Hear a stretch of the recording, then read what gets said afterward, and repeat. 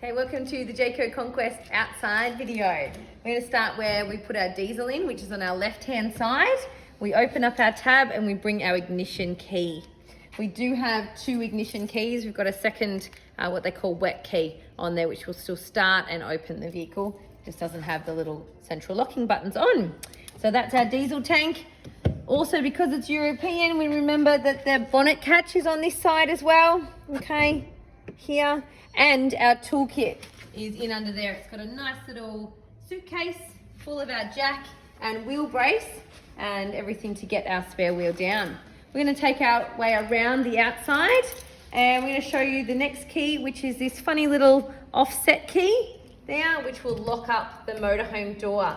So when we go up like that, it's actually locked. The handle still moves, but when we go down, we actually open up. Now this model has the security screen door as well. And on that set of keys, you'll have a little one with an S, like a Superman S, and that will lock that door there. And we can slide this along. Slide it along so it actually locks in like that. And then we've got really good security. Okay, beautiful. Got a little outside light here so we can find our keys at night time. This is an outside power point. So this is actually an outlet. We need to be plugged in at the caravan park on the supply side, so it's the driver's side, for this to then work. And we have a little antenna cable here, so we can have an outside tally if we want to. We've got our storage compartments all around. I'm going to show you how they actually close. So we open up those metal locks, okay, push in tight and then turn and it will sit flush.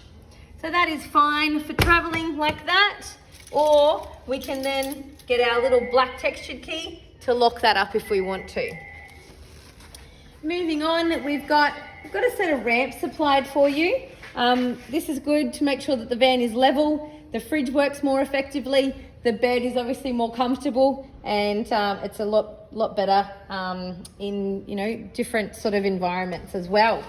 Underneath you'll have a little safe in there, and on the other set of keys you'll have a long pin which will be the key for that. You've got a 12-volt socket, a light, and this long rod here is going to help get our spare tyre down at the back. So that's actually in our gas bottles here. So to get the spare tyre down, you need to remove this gas bottle, and then that rod will go straight through to the spare tyre to wind it down. Okay. Well, we've got two gas bottles fitted.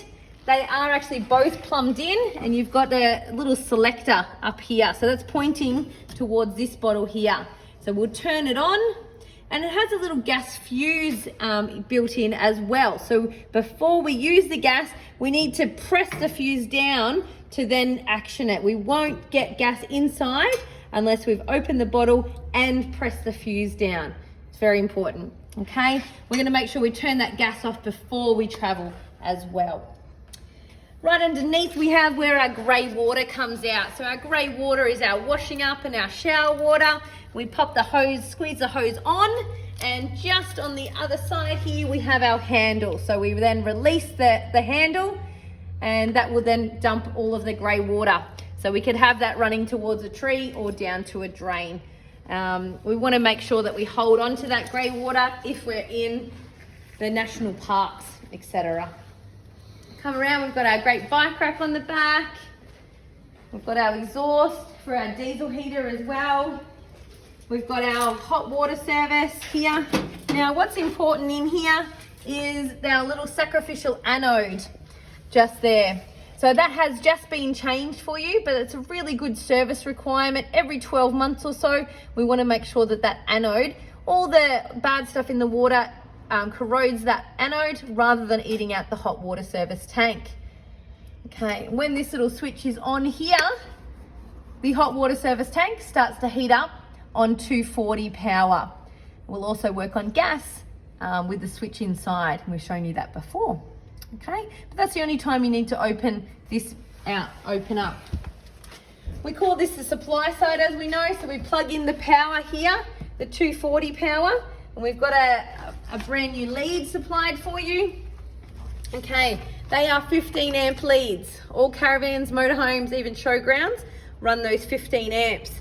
Now, if you want to plug it in at home, we've supplied a little adapter with a circuit breaker in there to go from 15 to 10, which is your normal household power point. Okay. We want to make sure we've got water, so we can either connect straight up onto a tap for this mains pressure here. Okay, that's the mains pressure, or we can fill up the tank by popping water into this little outlet just here. Okay. The toilet. The toilet has two components. We want to make sure we've got flush water up in this little section here.